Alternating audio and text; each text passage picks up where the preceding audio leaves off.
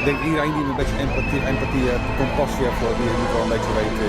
Kijk, je plaatje zelf in zo'n coach. Je plaatje zelf wat goed van worden. Dat kan gewoon niet, weet je. Het is gewoon menselijk en ik denk dat mensen maar denken dat wat wij nog kunnen doen.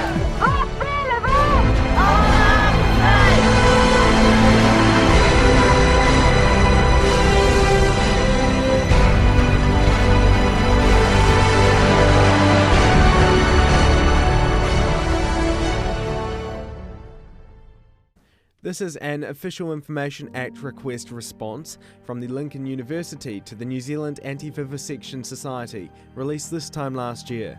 In it, the Vice-Chancellor says that Lincoln University has a long-established position of not publicly releasing details on animal manipulations involved in research. The university's reasoning is that by disclosing the research figures, staff could be put in danger, and that the researchers involved have specifically requested that such information is not released.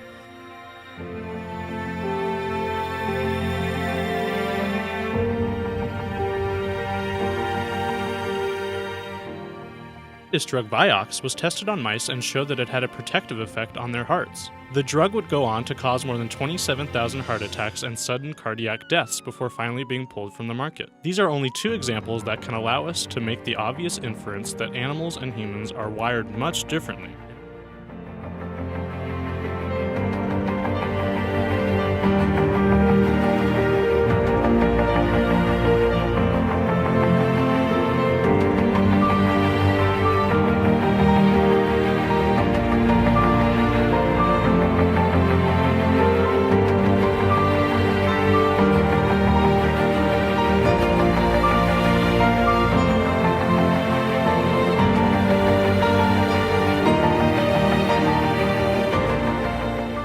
No, the animal model is flawed, and I mean there are hundreds of scientists from top universities around the world who say that the animal model is flawed. And I'd also say using animals as well is also economically more expensive, and our taxes are actually paying for failures. 9 out of 10 drugs that are tested on animals successfully fail in humans.